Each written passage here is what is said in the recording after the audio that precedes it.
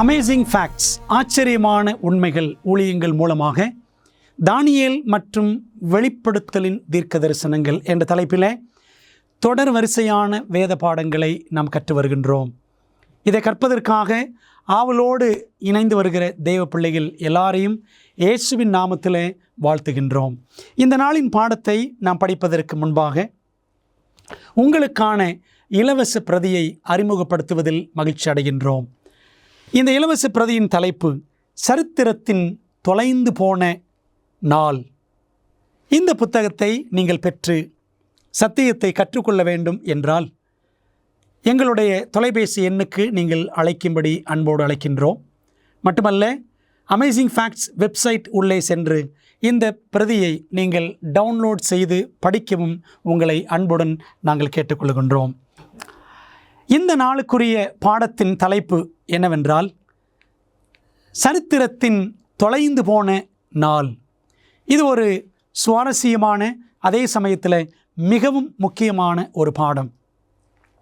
இஸ்ரவேல் ஜனங்கள் எகிப்தில் 400 ஆண்டுகள் அடிமைகளாக இருந்தார்கள்.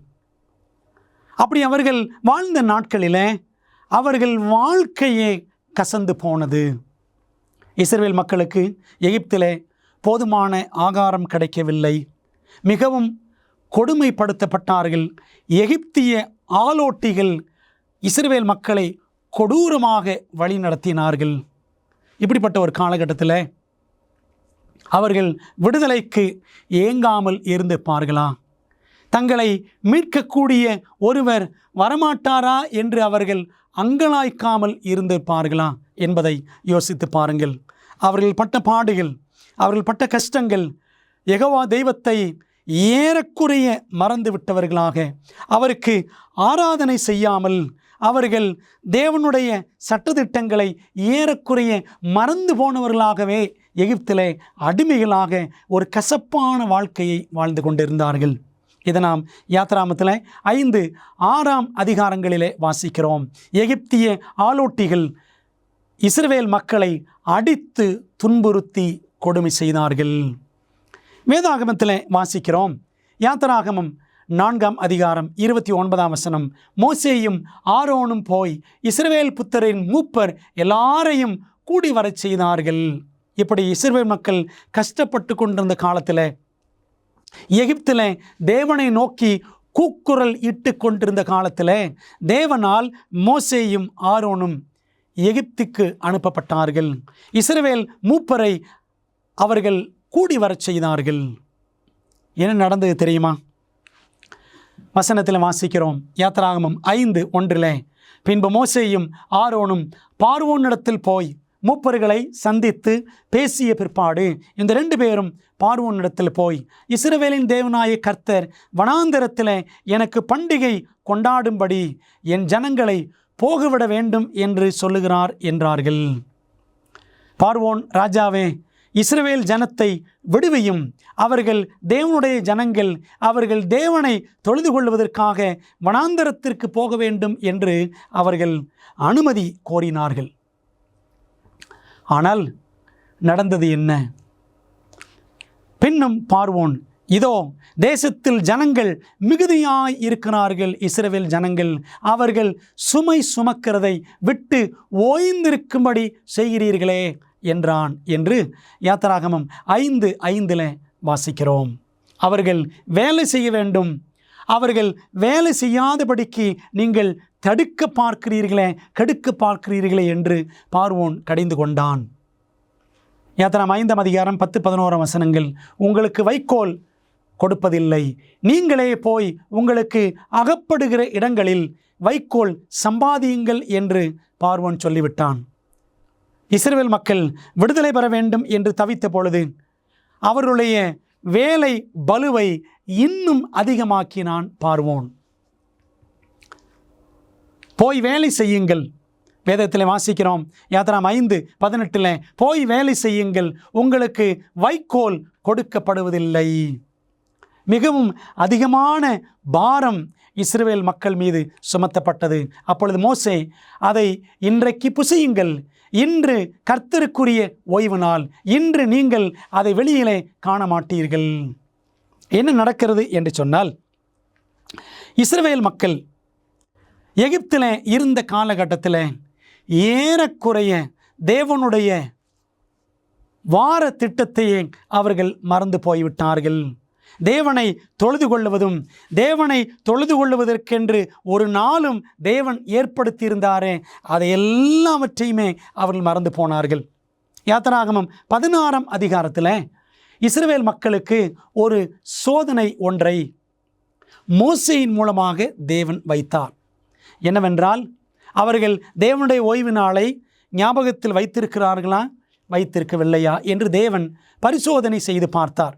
அதாவது வாரத்தின் 6 நாட்கள் மன்னா பொழியும் வனாந்தரத்தில், 6வது நாளிலே 2 மடங்கு பொழியும், 7வது நாளிலே மன்னா பொழியாது. அதனால தான் இங்கே வாசிக்கிறோம், அதை இன்றைக்கு புசியுங்கள், இன்று கர்த்தருக்குரிய ஓய்வு நாள், இன்று நீங்கள் அதை வெளியிலே காண மாட்டீர்கள்.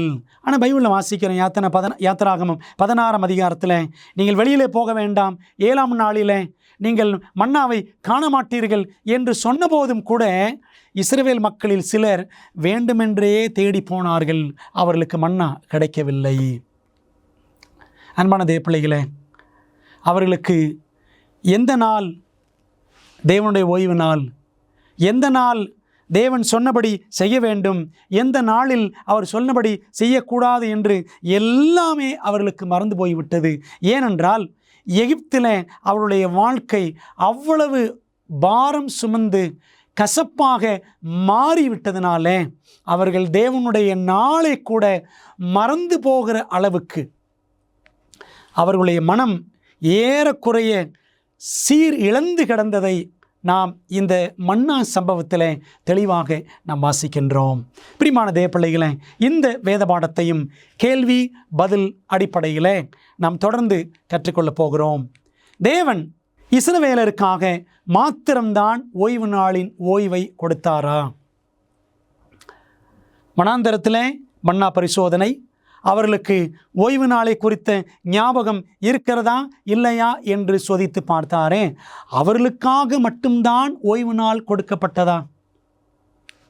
வேதாமத்தில் பாருங்கள், மார்க் 2ஆம் அதிகாரம் 27ஆம் வசனம். இயேசு சொன்னார், பின்பு அவர்களை நோக்கி, மனுஷன் ஓய்வு நாளுக்காக உண்டாக்கப்படவில்லை, ஓய்வு நாள் மனுஷனுக்காக உண்டாக்கப்பட்டது என்று வாசிக்கிறோம். ஓய்வு நாள் மனுஷனுக்காக உண்டாக்கப்பட்டது.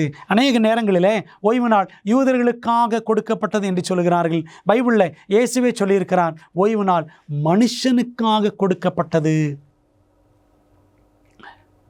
கர்த்தரை சேவிக்கவும், கர்த்தருடைய நாமத்தை நேசிக்கவும், அவருக்கு ஊழியக்காரராய் இருக்கவும், அவரை சேர்ந்து ஓய்வு நாளை பரிசுத்த குலைச்சல் ஆக்காதபடி ஆசரித்து என் உடன்படிக்கையை பற்றி கொண்டிருக்கிற அந்நிய புத்திரர் அனைவரையும் நான் என் பரிசுத்த பருவத்துக்கு கொண்டு வந்து என் ஜெப வீட்டிலே அவர்களை மகிழ பண்ணுவேன் என்று தேவன் சொல்லியிருக்கிறார்.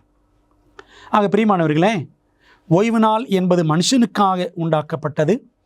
அதில் அந்நிய புத்திரரானாலும் சரி, புறஜாதிகள் ஆனாலும் சரி, எல்லாருமே ஓய்வு நாளை ஆசரித்து அவருடைய ஜெப வீட்டிலே மகிழ வேண்டும் என்பதை தேவன் இங்கே சொல்லுகிற ஏசாயா 56:6-7 வசனங்களின் அடிப்படையில் பார்த்தால், ஓய்வு நாள் இஸ்ரவேலருக்காக மட்டுமல்ல, மனிதர்களுக்காக, அந்நியர்களுக்காகவும் புறஜாதிகளுக்காகவும் கொடுக்கப்பட்ட ஒரு நாள் என்பதை நாம் தெளிவாக விளங்கிக் கொள்ளுகின்றோம். தேவன் எப்பொழுது ஓய்வு நாளை ஸ்தாபித்தார் என்ற கேள்வி நமக்கு எழும்ப வேண்டும் அல்லவா? இவ்விதமாக வானமும் பூமியும் அவைகளின் சர்வசேனையும் உண்டாக்கப்பட்டு தீர்ந்தன. தேவன் தாம் சிருஷ்டித்து உண்டு பண்ணின தம்முடைய கிரியைகள் எல்லாம் முடித்த பின்பு அதிலே ஓய்ந்திருந்தபடியால் தேவன் 7ஆம் நாளை ஆசீர்வதித்து அதை பரிசுத்தம் ஆக்கினார். ஆதியாகமம் 2ஆம் அதிகாரம் முதல் 3 வசனங்களிலே நாம் இதை வாசிக்கிறோம். பிரியமான தேவப்பிள்ளைகளே, படைப்பின் வரலாற்றை படித்து பார்த்தால் 6 நாட்களிலே உலகத்தை படைத்த ஆண்டவர் 7ஆம் நாளிலே அவர் ஓய்ந்திருந்தார்.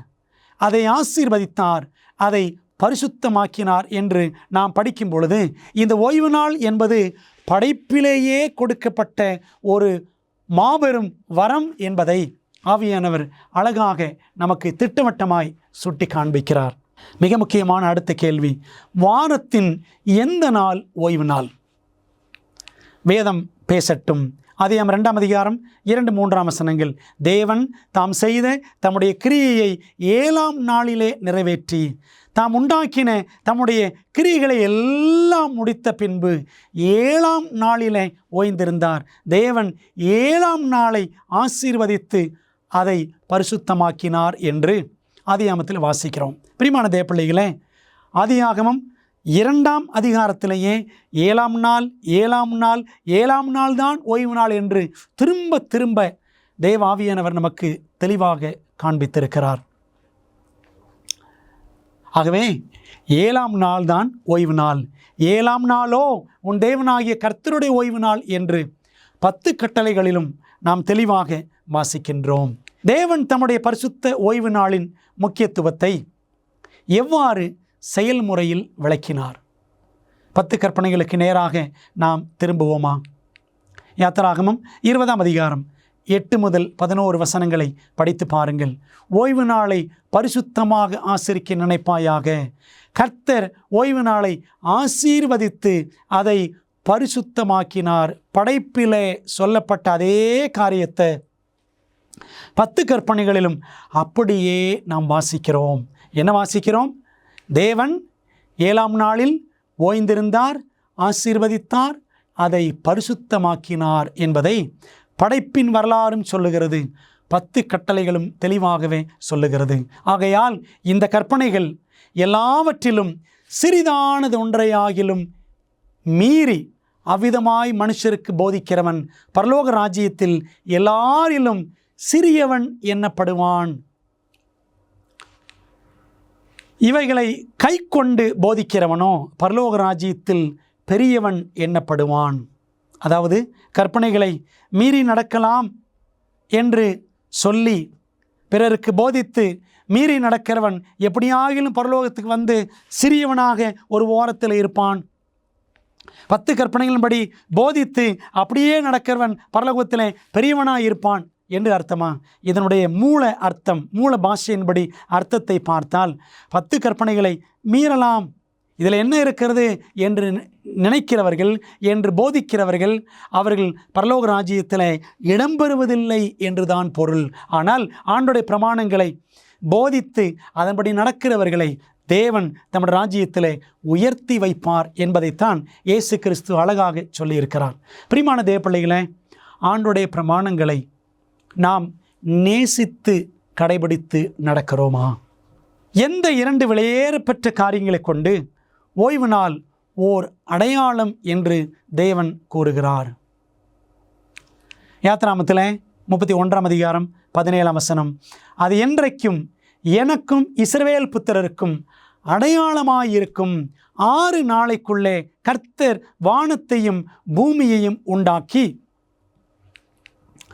நான் தங்களை பரிசுத்தம் பண்ணுகிற கர்த்தர் என்று அவர்கள் அறியும்படிக்கு எனக்கும் அவர்களுக்கும் அடையாளமாய் இருப்பதற்கான என் ஓய்வு நாட்களையும் அவர்களுக்கு கட்டளையிட்டேன்.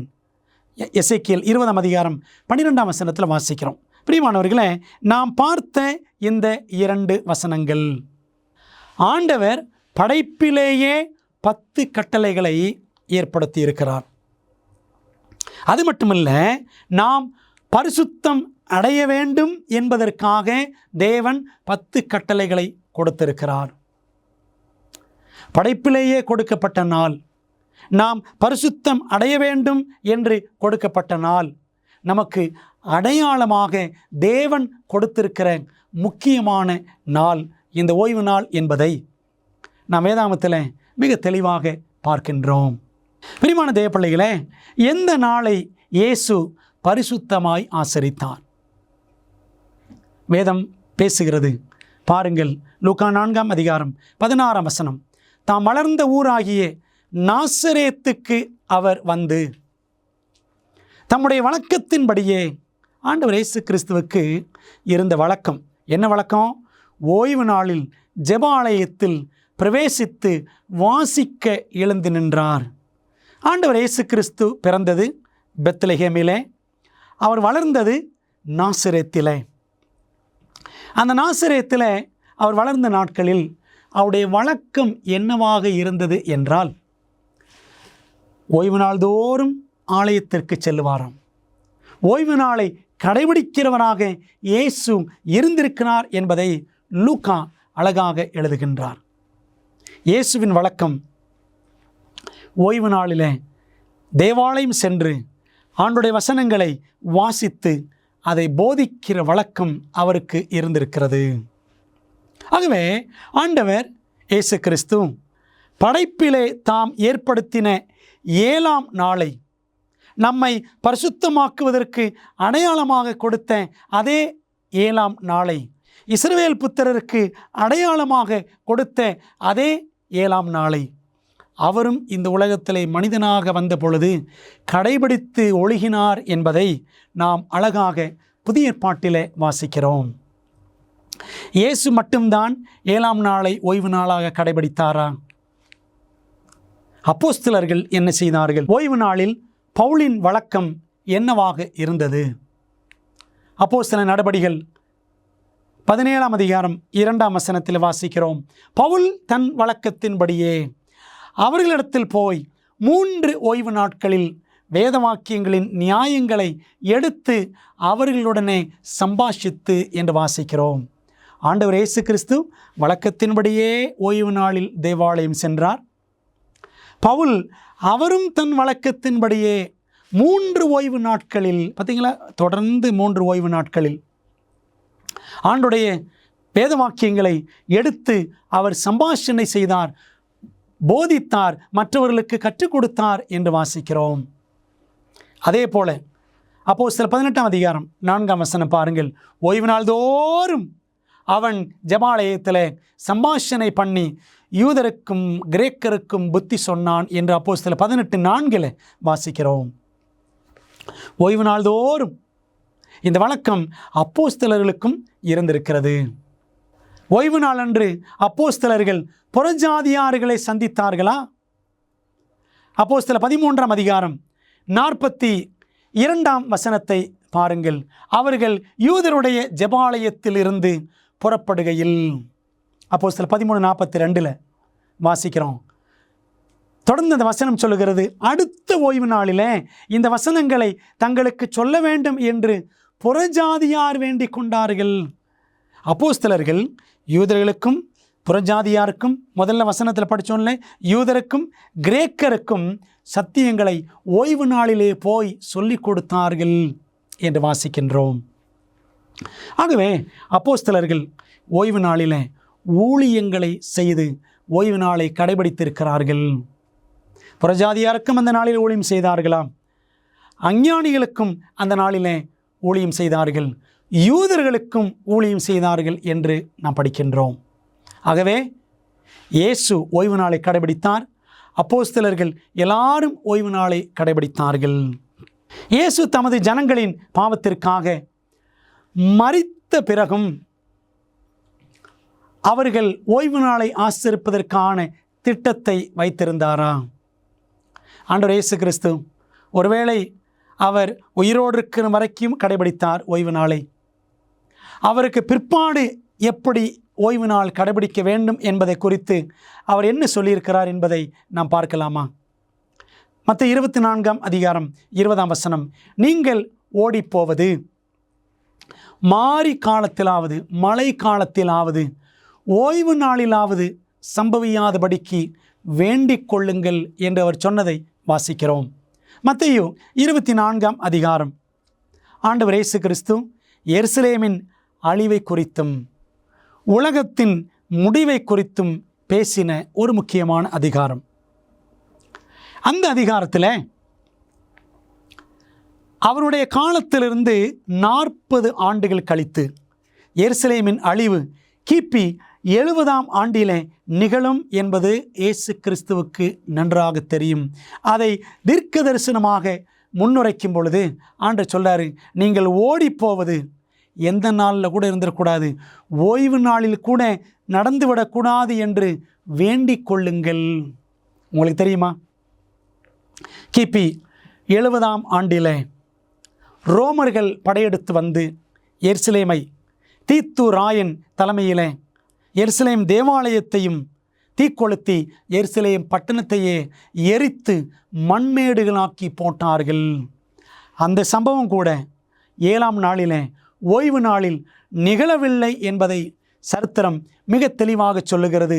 ஒரு புதன்கிழமை அன்று எருசலேம் தீக்கிரைக்கு ஆக்கப்பட்டதாக நாம் சரித்திரத்தில் வாசிக்கின்றோம். அன்பான தேவப்பிள்ளைகளை, ஆண்டவர் இயேசு கிறிஸ்து ஏறக்குறை கிபி 30-31ஆம் வருஷத்தில் இந்த மத்தேயு 24ஆம் அதிகாரத்தை பேசுகிறார்.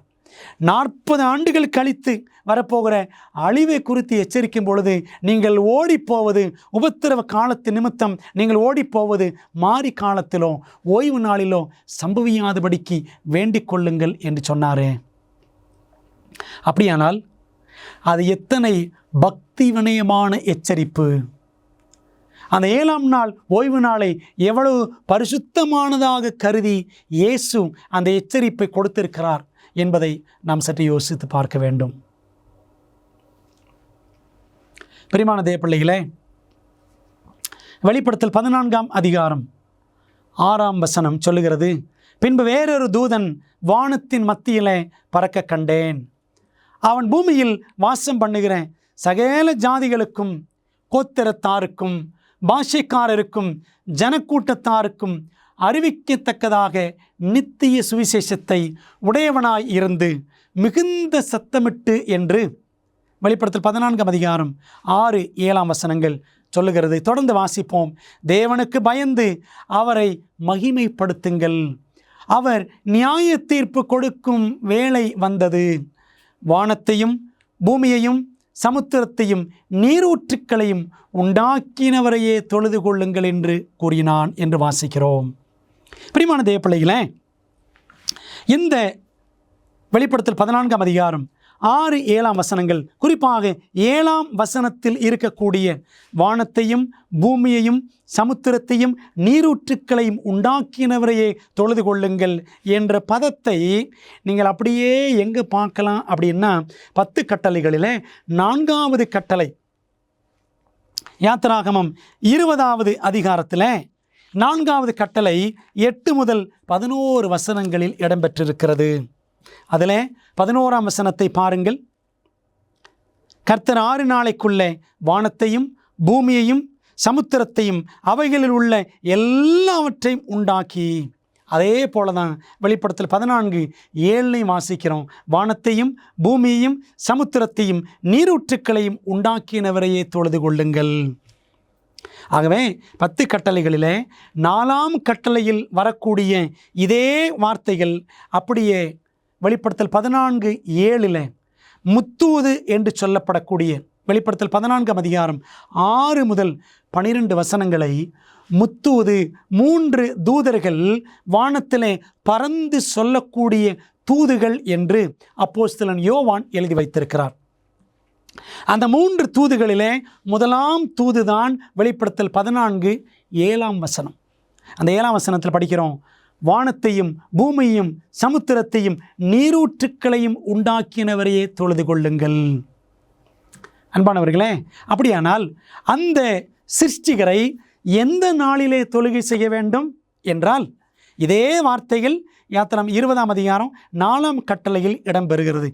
7ஆம் நாளை குறித்த கட்டளையில் இடம்பெறுகிறது. ஆகவே வானத்தையும் பூமியும் படைத்த கர்த்தரை 7ஆம் நாளிலே தொழுது கொள்ள வேண்டும் என்பதுதான் முதலாம் தூதனுடைய தூது என்று நாம் பார்க்கின்றோம். பிரியமான தேவப்பிள்ளைகளே, சிருஷ்டிகரை தொழுது கொள்ள வேண்டும். அந்த சிருஷ்டிகர் கர்த்தராகிய இயேசு கிறிஸ்து, அவர்தான் சிருஷ்டித்தார் என்பதற்கு அடையாள சின்னம் ஒன்றை அவர் வைத்திருக்கிறார். அந்த அடையாள சின்னம்தான் 7ஆம் நாள்.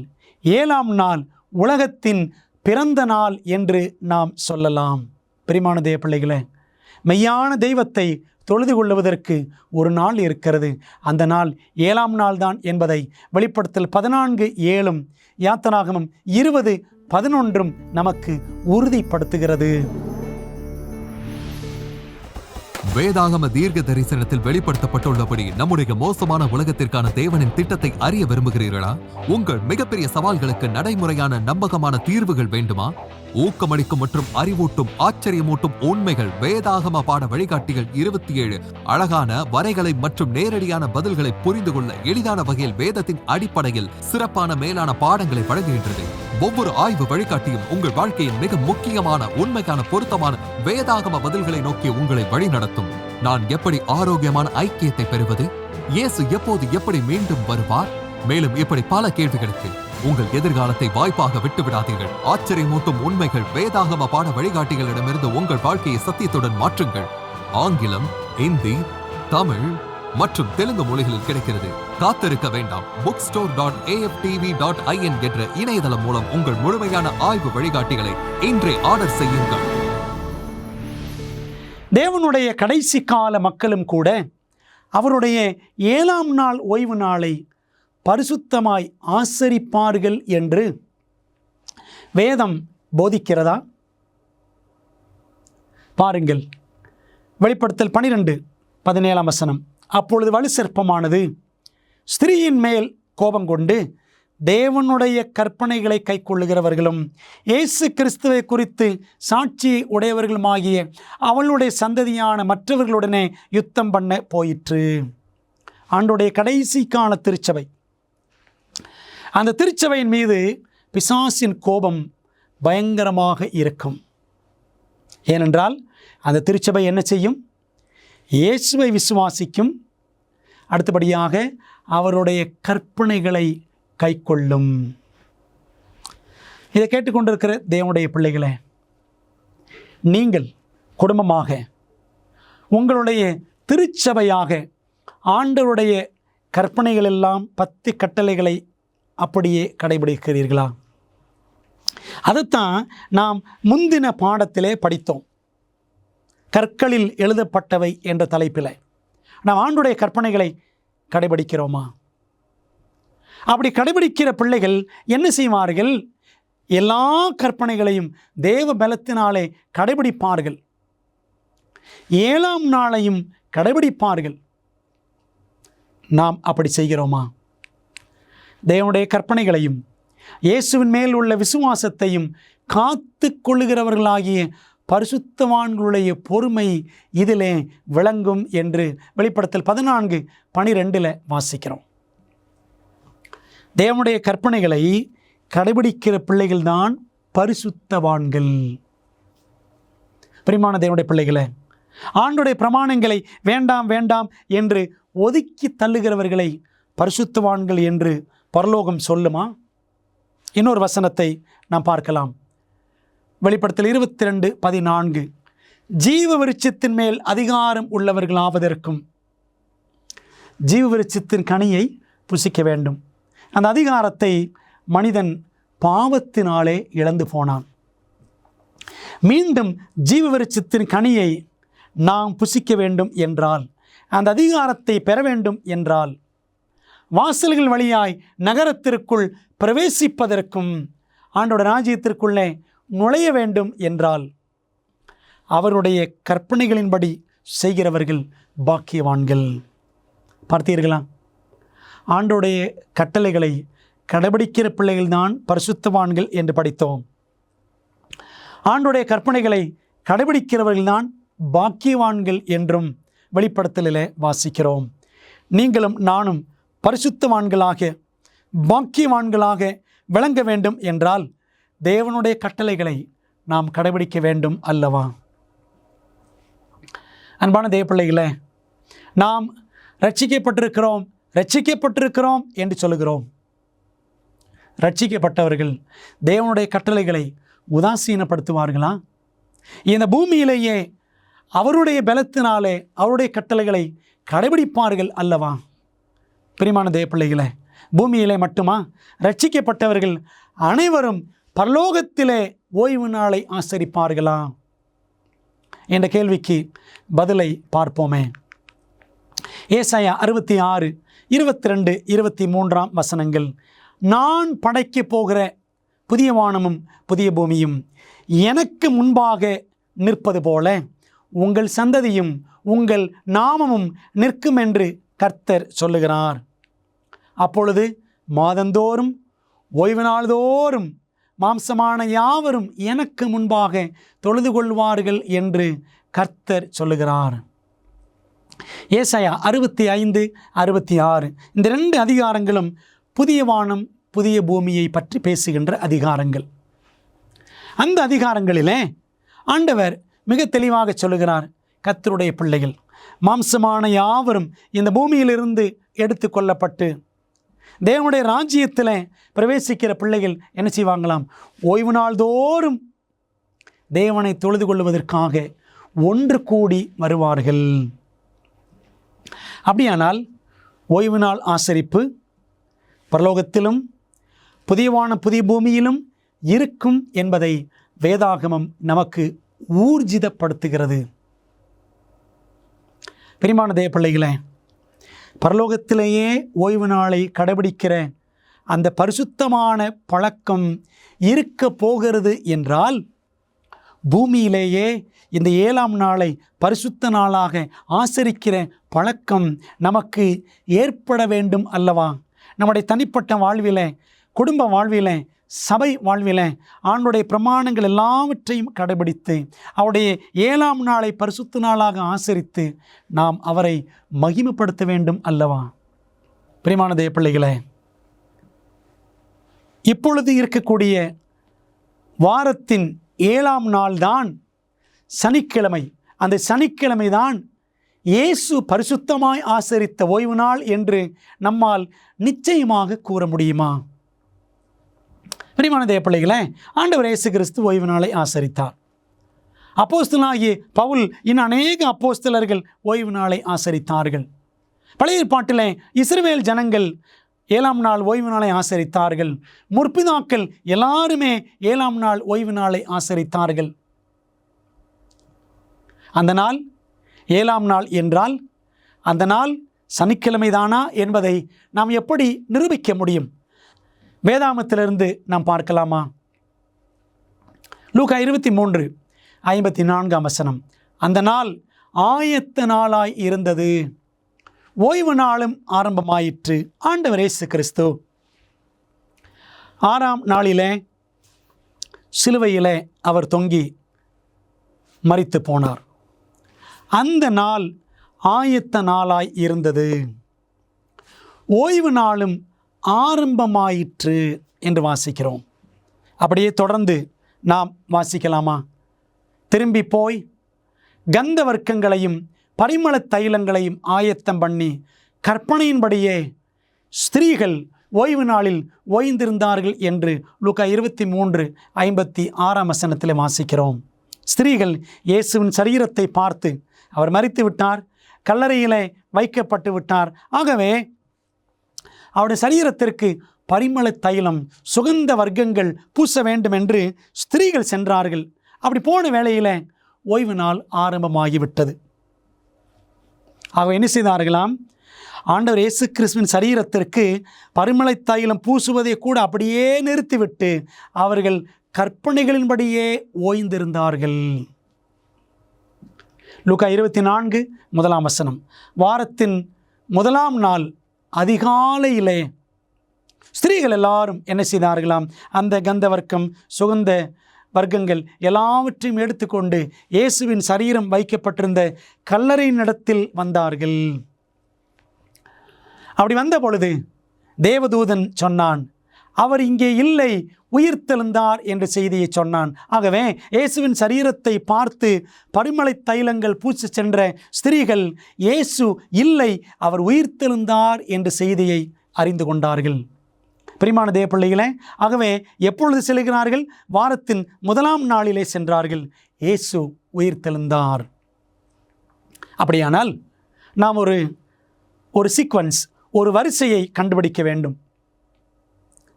அந்த நாள் ஆயத்த நாளாய் இருந்தது, ஓய்வு நாளும் ஆரம்பமாயிற்று. ஓய்வு நாளை கடைபிடித்தார்கள், கற்பனையின்படியே கடைபிடித்தார்கள்.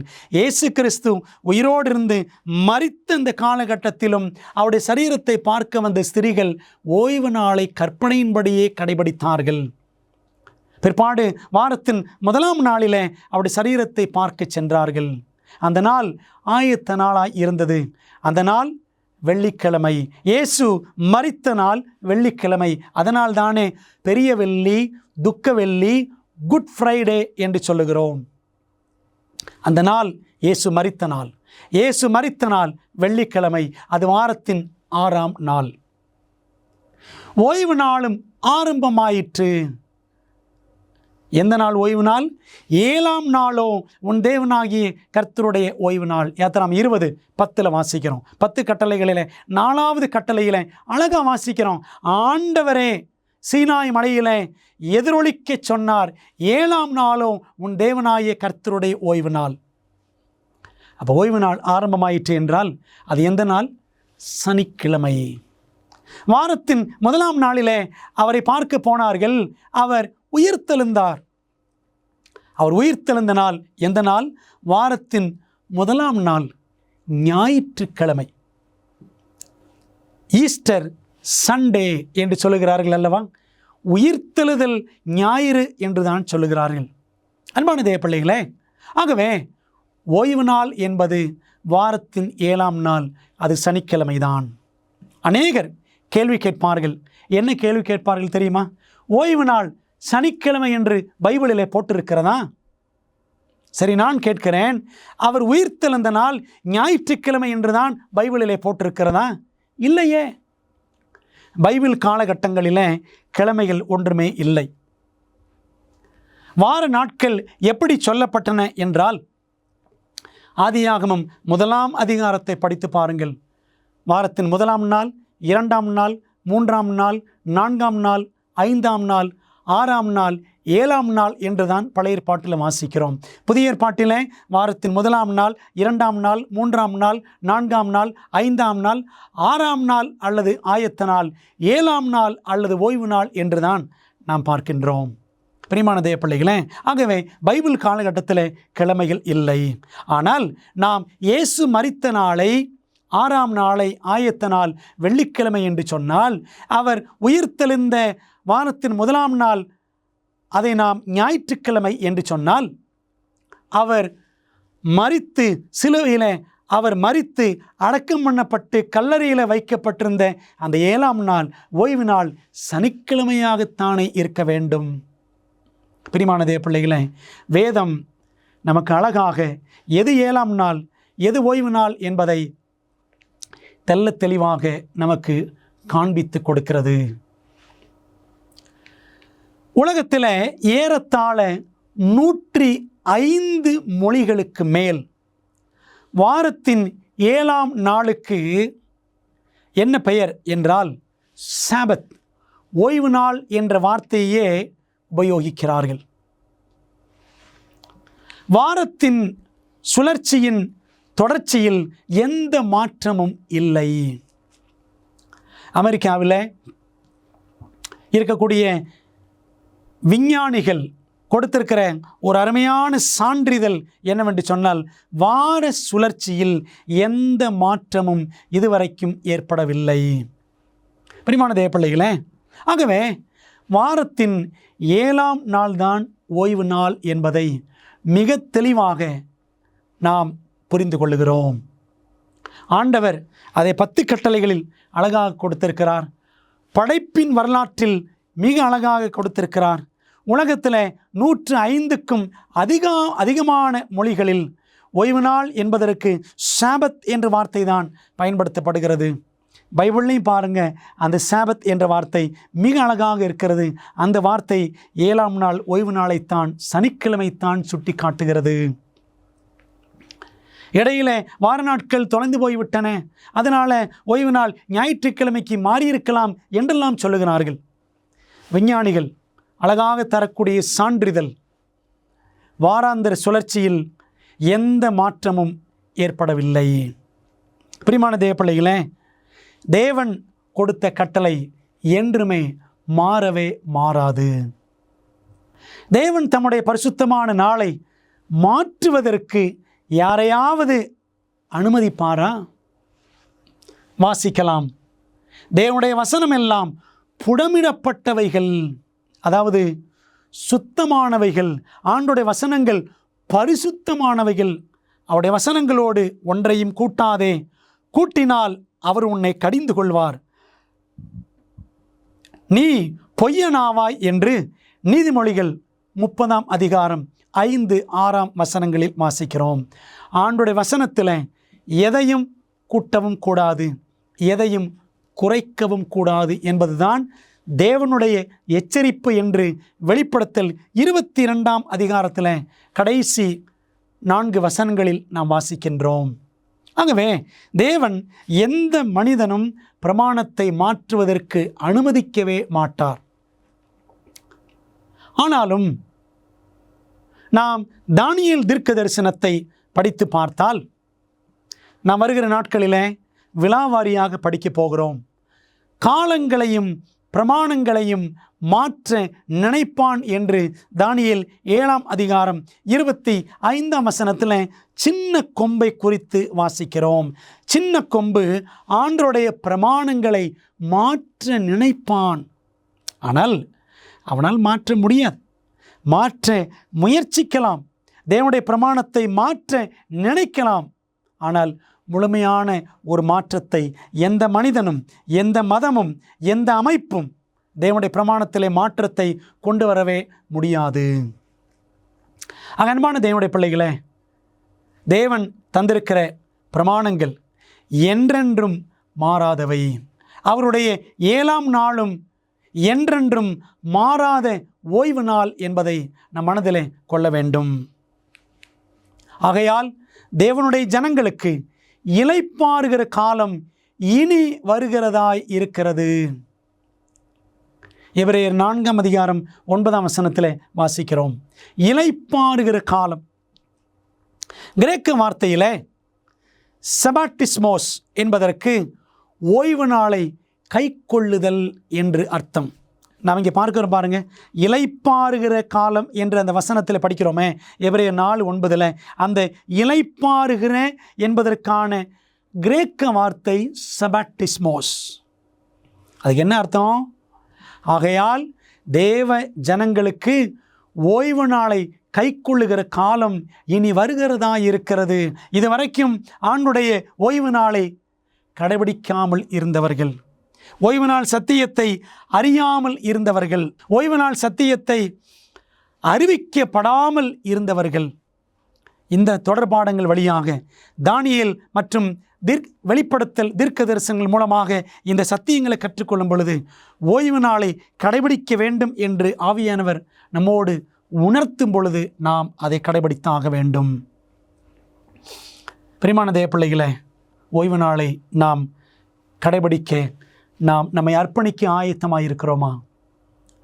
ஆண்டவரே, இனிமேல் உம்முடைய கட்டளைகளின்படி 7ஆம் நாள் ஓய்வு நாளை பரிசுத்த நாள் என்று கொடுத்திருக்கிறீரே, நான் கடைபிடிப்பேன் என்று நீங்கள் வாஞ்சிப்பீர்கள் என்று சொன்னால், ஓய்வு நாள் எப்பொழுது துவங்கி எப்பொழுது நிறைவு பெறுகிறது என்பதையும் நாம் வேதாகமத்திலிருந்து கற்றுக்கொண்டாக வேண்டும். லேவியராகமம் 23ஆம் அதிகாரம் 32ஆம் வசனத்தில் வாசிக்கிறோம்.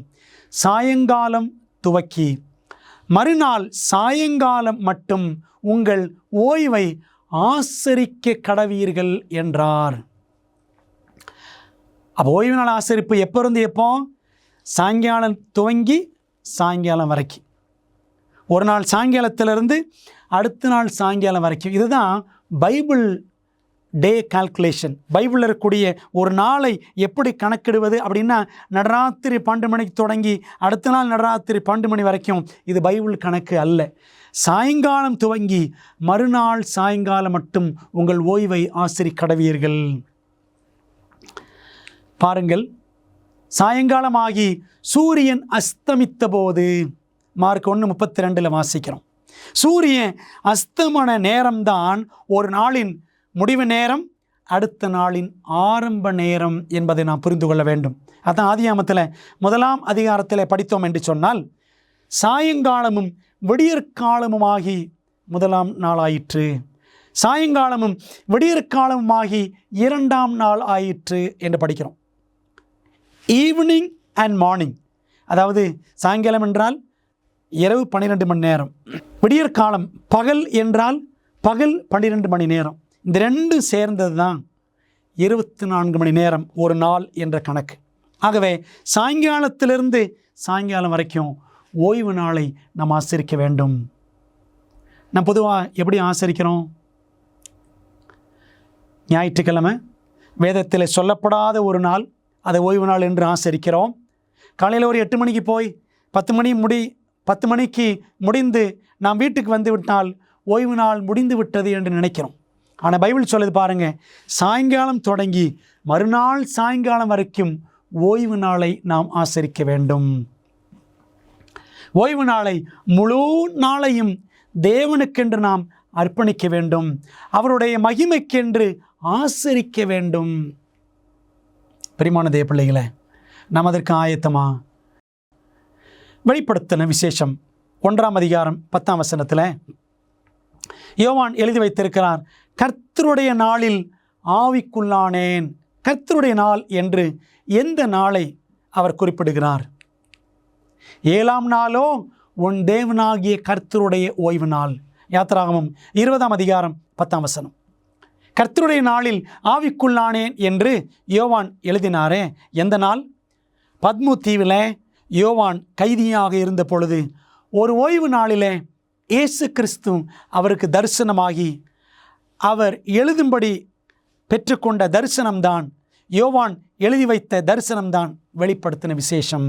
ஆகவே கர்த்தருடைய நாள் என்று 7ஆம் நாள் ஓய்வு நாளை யோவான் முக்கியப்படுத்தி எழுதி வைக்கும்படி ஆவியானவர் வைத்திருக்கிறார்.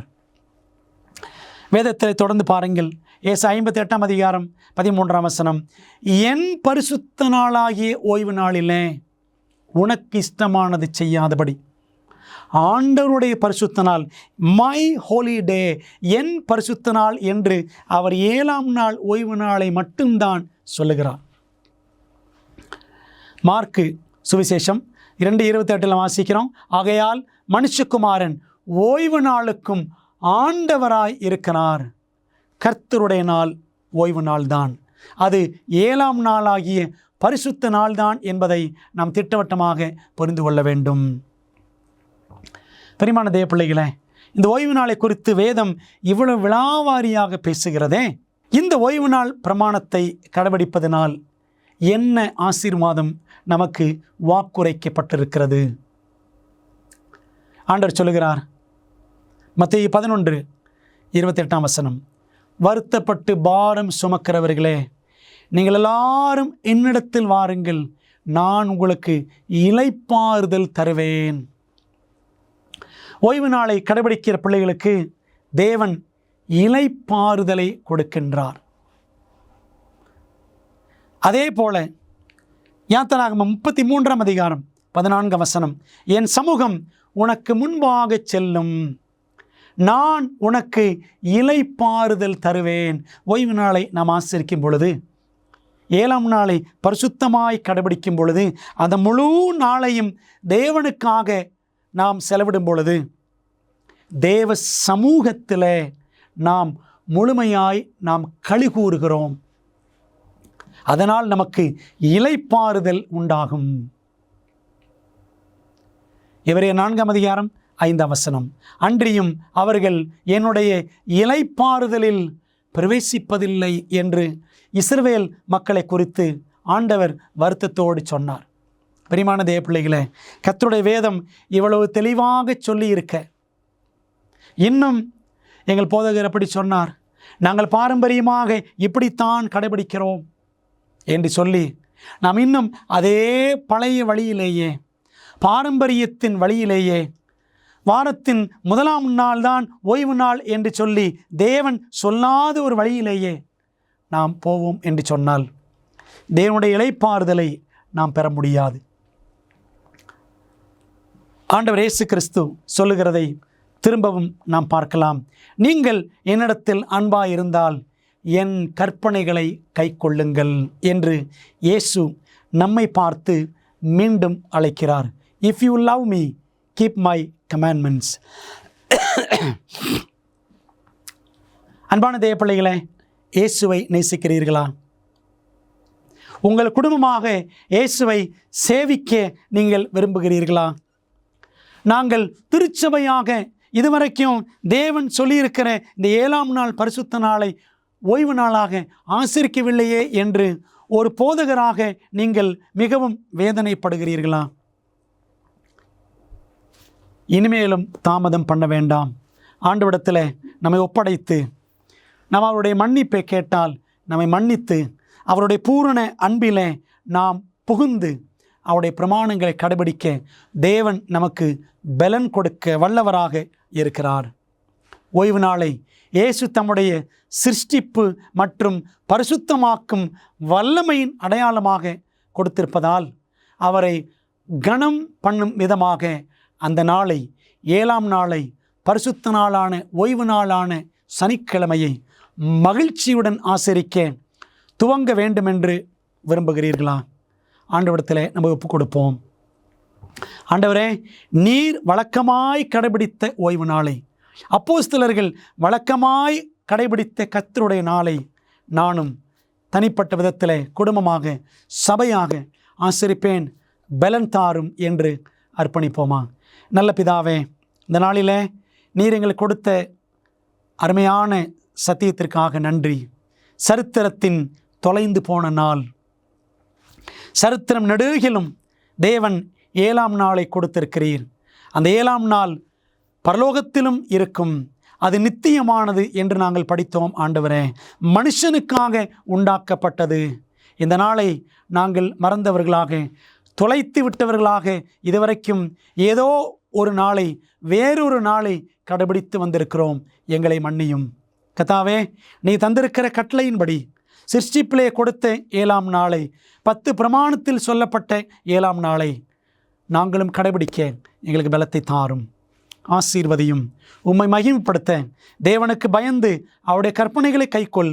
எல்லா மனுஷன் மேலும் விழுந்த கடமை இதுவே என்று பிரசங்கி 12ஆம் அதிகாரத்தில் 13ஆம் வசனத்தில் வாசிக்கிறபடி ஆண்டவரே, எங்கள் கடமையை உணர்ந்து உம்முடைய கற்பனைகளை உம்முடைய பலத்தினால் கடைபிடித்து மாள எங்களுக்கு உதவி செய்யும். இயேசுவின் நாமத்தில் ஜெபிக்கிறோம் நல்ல பிதாவே, ஆமென். பிரியமானவர்களே, தேவனுடைய கற்பனைகளை உண்மையாய் கடைபிடிப்போம். அவருடைய பரிசுத்த நாளை மனமகிழ்ச்சியோடு ஆசரிப்போம். கர்த்தர் நம்மை ஆசீர்வதிப்பார். மீண்டும் அடுத்த வேத பாடத்தில் சந்திப்போம். தேவன் நம்மோடு இருப்பாராக. ஆமென்.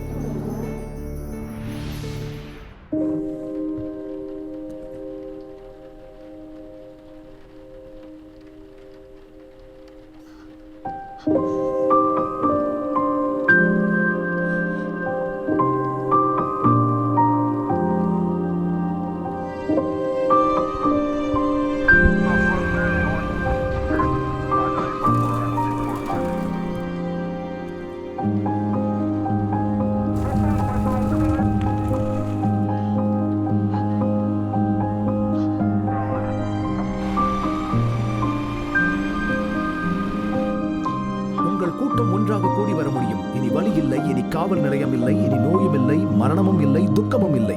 மேலும் அன்பான நண்பர்களே, நம் உலகில் இந்த வேதனையும் துயரமும் நாம் அனுபவிக்க வேண்டும் என்பது நம் தேவனின் நோக்கமில்லை. அவர் தனது சித்தமான யாவையும் நமக்கென வைத்து போயிருக்கிறார். சாந்த குணமுள்ளவர்கள் பாக்கியவான்கள். நான் பசியாய் இருந்தேன், நீங்கள் எனக்கு போஜனம் கொடுத்தீர்கள். மிகவும் சிறியவர்களாகிய இவர்களில் ஒருவனுக்கு என் சகோதரா எதை செய்யாதிருந்தீர்களோ அதை எனக்கே செய்யாதிருந்தீர்கள். போதுமான அமேசிங் ஃபேக்ட்ஸ் வேத பாடங்களை பெற முடியவில்லையா? சத்தியம் நிரம்பிய நிகழ்ச்சிகளுக்காக நீங்கள் அடுத்த வாரம் வரை காத்திருக்க வேண்டியதில்லை. AFTV.in இல் உள்ள அமேசிங் ஃபேக்ட்ஸ் இந்தியா மீடியா லைப்ரரிக்கு வருகை தரவும். இங்கே நீங்கள் பல்வேறு மொழிகளில் உள்ள வீடியோக்கள் மற்றும் அச்சிடப்பட்ட பிரதிகளை இலவசமாக காண முடியும். 24 மணி நேரமும் 7 நாட்களும் உங்கள் கம்ப்யூட்டர் அல்லது மொபைலில் இருந்து நேரடியாக கண்டுகளிக்கலாம். AFTV.in இப்போதே வருகை தாருங்கள். எங்கள் குழுவினரில் ஒருவர் உங்களுக்காக சிறப்பு ஜெபம் செய்ய நீங்கள் விரும்பினால் திரையில் தெரியும் எண்ணை பயன்படுத்தி எங்களை அழையுங்கள் அல்லது உங்கள் ஜெப குறிப்பை prayer@aftv.in என்ற முகவரிக்கு மின்னஞ்சல் செய்யுங்கள். மரங்கள் அழகானவை. ஒரு மரம் உருவாவதற்கான அனைத்தும் ஒரு சிறிய விதைக்குள் உள்ளது என்பது ஆச்சரியமாயிருக்கிறதல்லவா? அற்புதமான மற்றுமொரு காரியம் என்ன தெரியுமா? நீங்கள் ஆவிக்குரிய வாழ்க்கையில் வளர்வதற்கு உதவி செய்யக்கூடிய அனைத்தும் இச்சிறிய QR உள் உள்ளது. அதுபோல இதை ஸ்கேன் செய்யவும் உடனே எங்களது வேதம் படிக்கும் திட்டம், இணையதளம், book store, YouTube, Facebook, Instagram, ShareChat இப்பொழுதும் நீங்கள் இணைக்கப்பட்டாயிற்று. இந்த QR-ஐ ஸ்கேன் செய்யுங்கள். இன்று முதல் வளர்ந்திடுங்கள். இந்த வேத பாடங்களை படித்ததால் உங்கள் மனதிலே கேள்விகள் இருக்கின்றனவா? அப்படியானால் உங்கள் கேள்விகளை திரையில் தெரியும் எண்ணை பயன்படுத்தி எங்களுக்கு தெரியப்படுத்துங்கள். இல்லை என்றால் உங்கள் கேள்விகளை info@aftv.in என்ற முகவரிக்கு மின்னஞ்சல் செய்யுங்கள். வேதாகமத்தை தொடர்ந்து கற்றுக்கொள்ளும் பொழுது கர்த்தர் உங்களை ஆசீர்வதிப்பாராக. 50 வருடங்களுக்கும் மேலாக அமேசிங் ஃபேக்ட் ஊழியங்கள் நற்செய்தியை உலகம் முழுவதும் பகிர்ந்து கொண்டிருக்கிறது. இயேசுவின் சித்தத்தின்படி அனைத்து மக்களுக்கும் நித்திய சுவிசேஷத்தை அறிவித்துக் கொண்டிருக்கிறது. உங்கள் ஜெபத்திற்கும் ஆதரவிற்கும் நன்றி. பெரோயா பட்டணத்து சபை விசுவாசிகள் தாங்கள் சத்தியங்களை கேட்ட பிற்பாடு தங்கள் இல்லத்திற்கு சென்று காரியங்கள் இப்படி இருக்கிறதா என்று வேதத்தோடு ஒப்பிட்டு மீண்டும் படித்தார்கள். அதுபோலவே நீங்களும் செய்ய வேண்டும் என்று நாங்கள் விரும்புகிறோம். இந்த தீர்க்க தரிசன தொடர் கூட்டங்களில் ஒவ்வொரு நாளும் உங்களுக்கு அந்தந்த நாளுக்குரிய செய்தி சம்பந்தமான இலவச பிரதி அறிமுகப்படுத்தப்படுகிறது. ஆகவே அந்த இலவச பிரதியை நீங்கள் திரையில் தெரியும் தொலைபேசி எண்ணை பயன்படுத்தி எங்களோடு தொடர்பு கொண்டு பெற்றுக்கொள்ளலாம். அல்லது எங்களுடைய வெப்சைட்டுக்குள்ளே சென்று நீங்கள் அதை பதிவிறக்கம் செய்து கொள்ளலாம். நீங்கள் அந்த புத்தகங்களை பெற்றுக்கொண்டு படித்து வேதத்தில் உள்ளபடியே கற்றுக்கொள்ளுங்கள். நீங்கள் படித்த பிற்பாடு உங்கள் நண்பருக்கும் அதை பகிர்ந்து கொள்ளுங்கள்.